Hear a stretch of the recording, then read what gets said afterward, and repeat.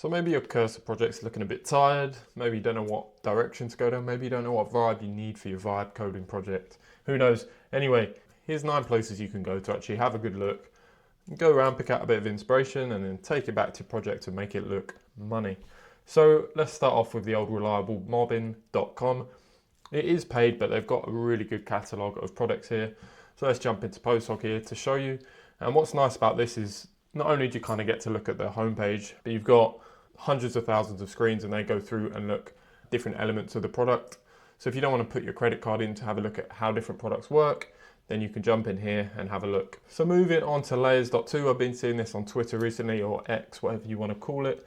Seems like a bit of a new wave dribble sort of vibe. So a bit of design inspiration there, a bit of creative stuff, but also some web design. A place if you want to have a look for designers, and jobs if you're into that sort of stuff. Speaking of dribble, we've got the old Reliable. They've had a bit of bad press recently, haven't they?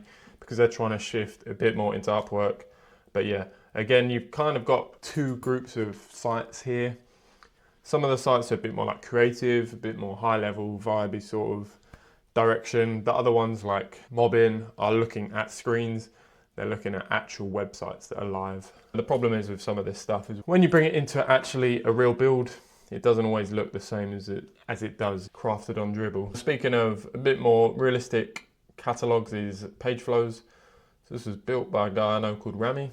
And again, really good catalog of real websites with real screens. So if you want to see some inspiration about, past the landing page, you need to check these ones out. And then moving on to Site Inspire is another one. Again, a bit more of the creative, a bit more on the art side of things. But yeah, one to have a look at.